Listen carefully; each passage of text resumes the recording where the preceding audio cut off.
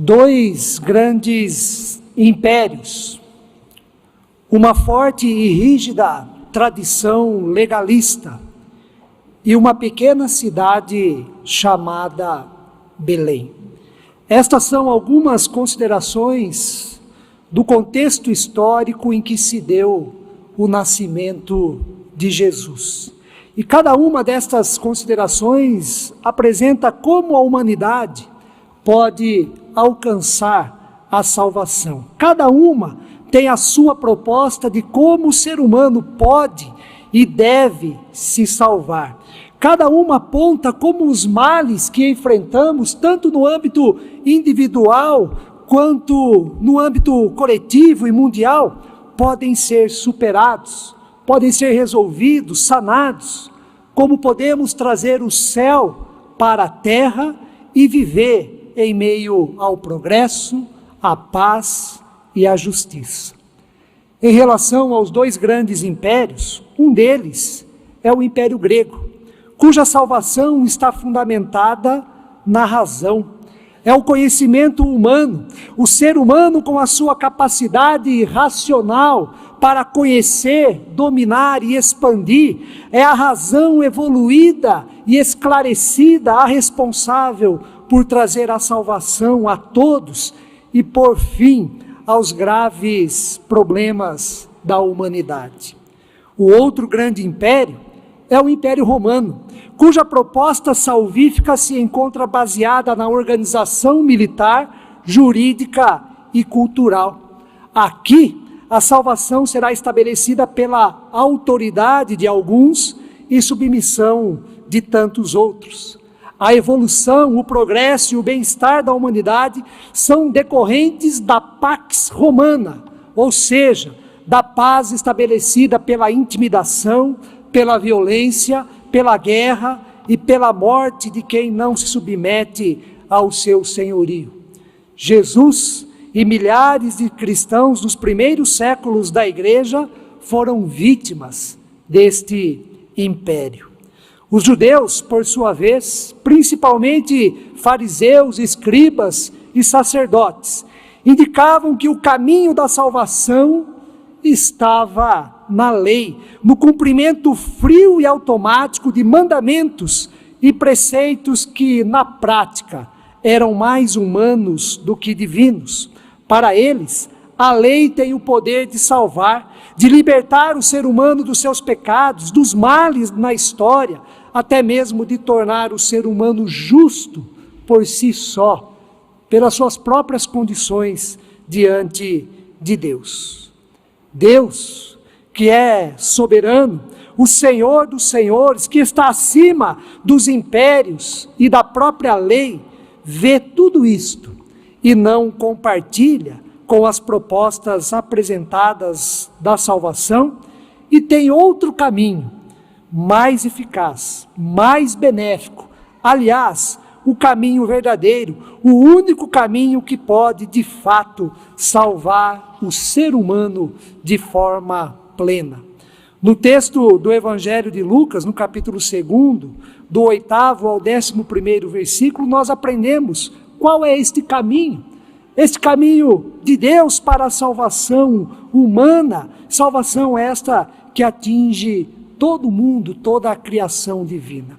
Neste texto nós aprendemos qual é a maneira, qual é o modo pelo qual Deus decidiu salvar a humanidade. E em primeiro lugar, no texto lido nós aprendemos que a salvação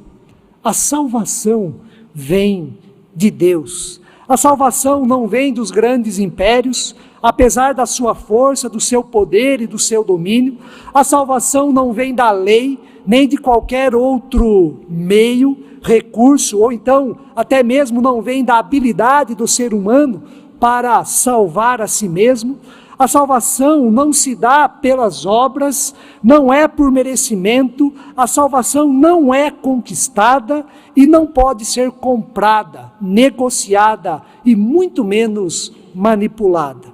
A salvação vem de Deus e é proveniente da sua soberana e maravilhosa graça sobre todos nós. A maneira como Deus revela a sua salvação e como ela vem até nós tem como ponto de partida a pequena cidade de Belém. Belém significa casa do pão, ou então casa do alimento. É dela que vem aquele que é e dará o verdadeiro alimento aos famintos, àquele que é o pão da vida e sacia todo tipo de fome da existência humana. Belém, cidade pequenina, obscureceu os grandes impérios do passado e continua obscurecendo os grandes impérios do presente. Obscureceu inclusive Jerusalém, lugar onde estão os doutores e os entendidos da lei. Em Belém, Deus desceu, se fez carne, virou gente, e o ser humano foi enaltecido e agraciado com o nascimento de Jesus, o Salvador. Em segundo lugar, no texto do Evangelho de Lucas, no capítulo 2, aprendemos que a salvação que vem de Deus é para toda a humanidade. Nos versículos 8º e 9, nós vemos que havia naquela mesma região pastores que viviam nos campos e guardavam o seu rebanho durante as vigílias da noite. E um anjo do Senhor desceu onde eles estavam, e a glória do Senhor brilhou ao redor daqueles homens que estavam no campo cuidando de ovelhas. Se Deus, no nascimento do seu Filho Jesus, se preocupa em informar, em propagar a boa notícia da salvação aos pastores que estão no campo cuidando de ovelhas, então é porque Deus se preocupa, Deus se importa com a salvação de toda a humanidade. Pastores, naquela época, eram pessoas simples, junto com os pescadores, eram os últimos naquela sociedade. São pessoas sem qualquer prestígio, sem importância, e como vemos, eles estão no campo, eram homens que viviam com animais, separados muitas vezes do convívio humano e social. Naqueles dias, e hoje não é diferente, ninguém, ao nascer o seu filho, vai até o campo anunciar e convidar pastores de ovelhas para visitar o recém-nascido. Mas com Deus é diferente. Ele se preocupa, ele se importa com os pastores que estão no campo. E se Deus se importou com os pastores que estão no campo, cuidando de ovelhas, Deus também se importa com você. Deus se importa comigo e com todas as pessoas. É por isso que Ele envia o seu Filho, Jesus Cristo, ao mundo para ser o nosso Salvador. O apóstolo Paulo percebeu isto muito bem ao escrever para Timóteo as seguintes palavras: Deus deseja que todos os homens, e deseja também que todas as mulheres, sejam salvos, sejam salvas e cheguem ao pleno conhecimento da verdade. Se você não se considera bom o bastante para ser salvo, acredita que não é merecedor de tão grande obra divina na sua vida, que bom, porque você está mais perto da graça salvífica de Deus do que imagina. Agora, se você se considera, se acha merecedor, faz muitas coisas e em sua consciência você é digno de receber a salvação, este não é o caminho da graça, não é o caminho do amor, não é o caminho da dádiva divina que vem, que está presente em Cristo Jesus, o seu Filho. Não está em jogo aqui o que você fez ou o que você faz.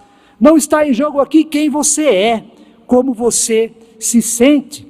Está em jogo aqui a boa notícia da salvação, que vem de Deus para todas as pessoas indistintamente. Não pense em fazer nada, a não ser aceitar, a não ser crer e se render à salvação que vem de Deus. Este é o maior e o melhor presente para se receber neste Natal. Uma nova vida, um novo pensamento, uma nova maneira de viver e de ser, uma vida tomada pelo brilho da glória do Senhor, tal como a experiência dos pastores do campo, em que, diz o texto, ao redor deles brilhou a glória do Senhor. Tal como os pastores, na sua vida, também a glória do Senhor pode brilhar, pode brilhar. Por fim, o texto do Evangelho de Lucas, no capítulo 2, nós também aprendemos que a salvação que vem de Deus se dá única e exclusivamente na pessoa de Jesus, o seu Filho, nosso Salvador. Quando o anjo apareceu aos pastores, eles foram tomados de grande temor, diz a palavra de Deus. Mas o anjo disse: não temais, eis aqui vos trago boa nova de grande alegria, que o será para todo o povo. É que hoje vos nasceu na cidade de Davi o Salvador, que é Cristo, o Senhor.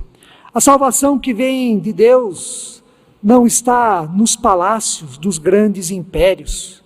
A salvação que vem de Deus não está na casa ou nos planos dos grandes reis, governadores e líderes mundiais. Estes estão interessados no poder e no lucro, estão interessados em dominar, por isto promovem a guerra, a violência e a morte de milhares e milhares de pessoas inocentes. A salvação que vem de Deus não está no templo, onde os principais líderes religiosos estão interessados tão somente na manutenção do seu prestígio, do seu status, da sua segurança pessoal, e por isto controlam e manipulam as pessoas. A salvação que vem de Deus é uma pessoa cheia da graça e da glória de Deus, Jesus Cristo. Ele nasceu numa pequena cidade da Judeia, em Belém. O seu nascimento foi anunciado em primeiro lugar aos pastores do campo. Ele, o menino, Jesus, o Salvador e o Senhor de tudo e de todos, nasceu num lugar reservado para animais e foi colocado numa manjedoura, porque não havia lugar para eles nas hospedarias da cidade. Quero concluir ressaltando que Natal não é festa, não é troca de presentes, não é a participação numa grande ceia, não é comércio e não é mais um feriado do ano reservado para o descanso. Mesmo que tudo isso esteja presente na noite do dia 24 e perdure no dia 25 de dezembro, não tem problema nenhum.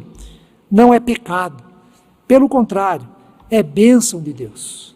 Reunir os familiares, participar de uma grande ceia, trocar presentes, sermos mais solidários para com quem precisa, tudo isso não é errado, não é pecado.